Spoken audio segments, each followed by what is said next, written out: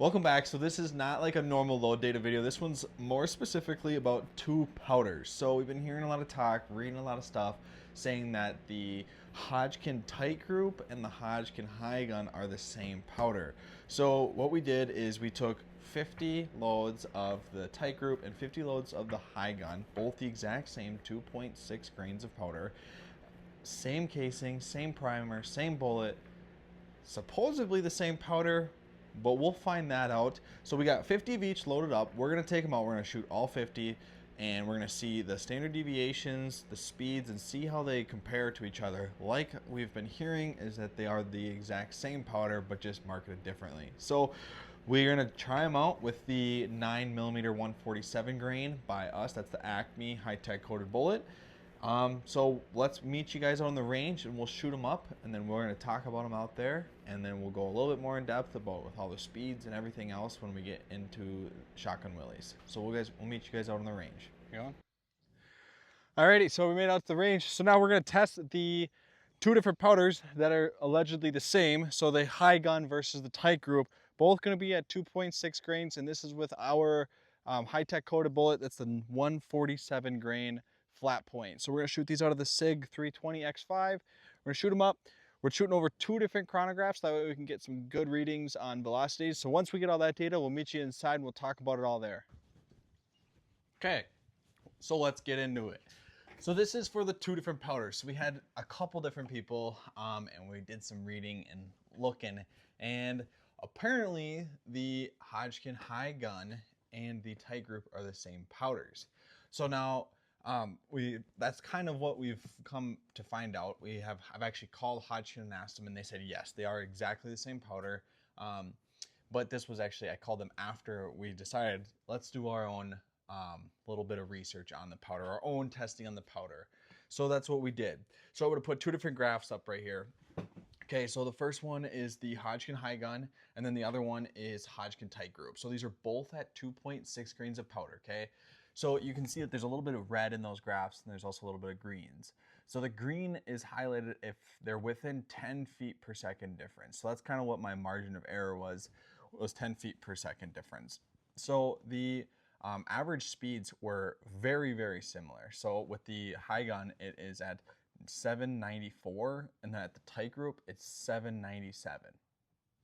I'm going to say that's probably the same average.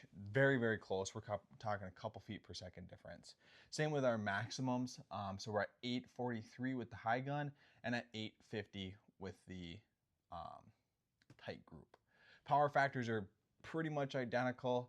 So, and for what we did shoot these out of, we shot these out of a SIG 320 X5 Legion. So this guy right here with some stuff brand new Starline brass and then a Federal primer. So, and that's with our Acme high-tech coated, the 9mm 147 grain bullet. So with 2.6 grains of powder in each casing, we did 50 and 50 of each. So these are 50 shot data groups here that you're seeing.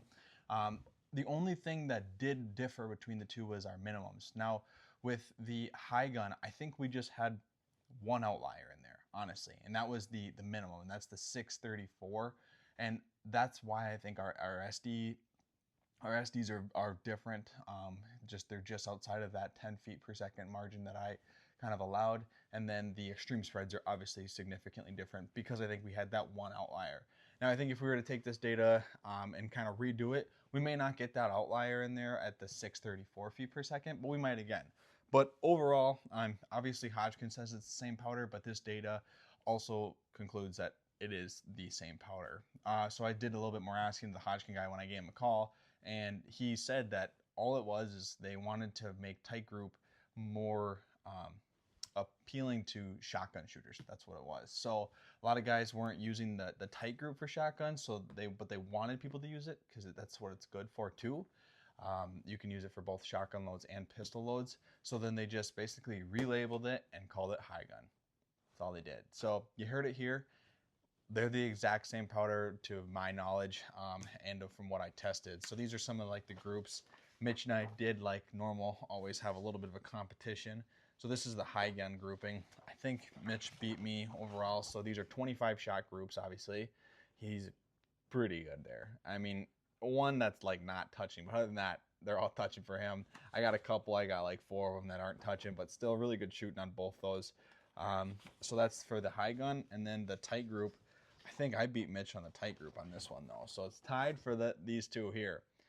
So unfortunately, or fortunately, I guess for me, because I'm definitely in the hole for Owen Mitch silver rounds, I get to walk away scotch-free with this one. So, but good shooting. The 147s were great through this. They were soft, honestly, and we're not super high in velocities. We're in the high 700s.